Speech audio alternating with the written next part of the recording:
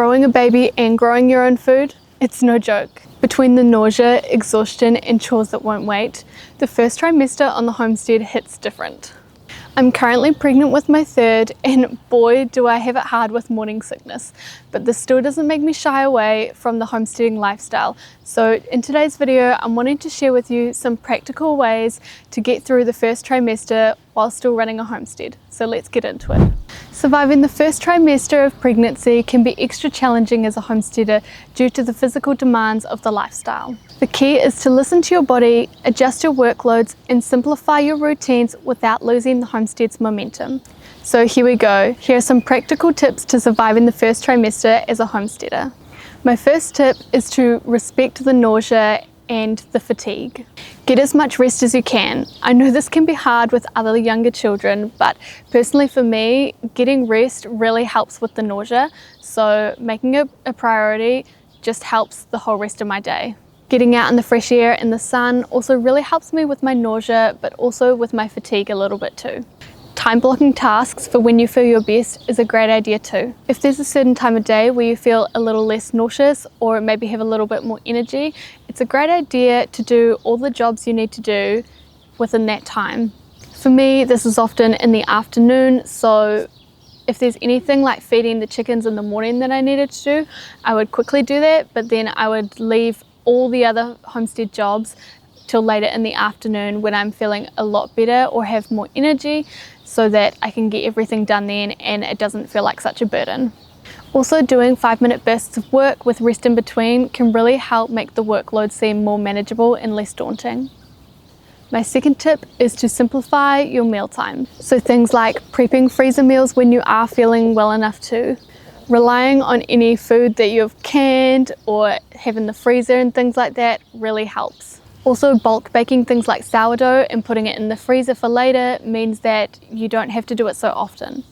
Having snacks and easy to make foods in the house is a great idea too. Eating small and frequent meals really helps with my nausea and my tiredness. It's also just really helpful to have something quick to grab for the kids too. Although being homesteaders, yes, we grow our own food so that we can grow the most nutritious food possible and nourish these bodies that we were given. During this short season, I think it's really important to give ourselves grace, and you know what? If all you can eat is 2-minute noodles, if you're giving your kids bags of chips from the supermarket, it's okay. It's just for a short season. Sometimes we've just got to do what we can to get through, and that's okay. So just give yourself grace. For dinners, things like slow cooker meals are great because you can chuck them on in the morning and forget about them till the end of the day. And personally for me, I get super tired by the late afternoon when it would be time to make dinner. So having the meal ready to go is just so awesome. Mind you, I'm very lucky about not having to make dinner most of the time, as doing this whole generational living thing with my family, Mum makes most of our dinners. Which leads me to my next point, which is to delegate and ask for help. Now, I know it can be hard to ask for help sometimes, but let your husband, your kids, your family, your friends, and even your neighbors help you where they can. Whether it be with making meals, cleaning the house, doing some weeding in the garden, feeding some animals, or even milking the cow. We live in a time where it seems like people have to go it alone and can't ask for help, and they just have to struggle, and this is simply not the case. The truth is, there is no shame in asking for help in this season. But honestly, people can feel quite privileged to be asked to help and are more than willing to do so for this period. And there's actually something quite beautiful about people coming together as a village and helping each other for the sake of something as wonderful as bringing new life into this world. Tip number 4 is simply to scale back chores and make life easier for yourself in any way that you can. So this might be something like deep mulching your garden to suppress weeds. This past autumn, we raked up a bunch of leaves on the property and used it all as mulch on our garden beds, and it was really helpful for suppressing weeds, so we had way less weeding to do. And also it helps retain moisture, so we didn't have to water the garden on those dry days. Using automatic watering systems or feeding systems for your animals can be really helpful as well, and just batching together animal chores to once or twice a day when possible.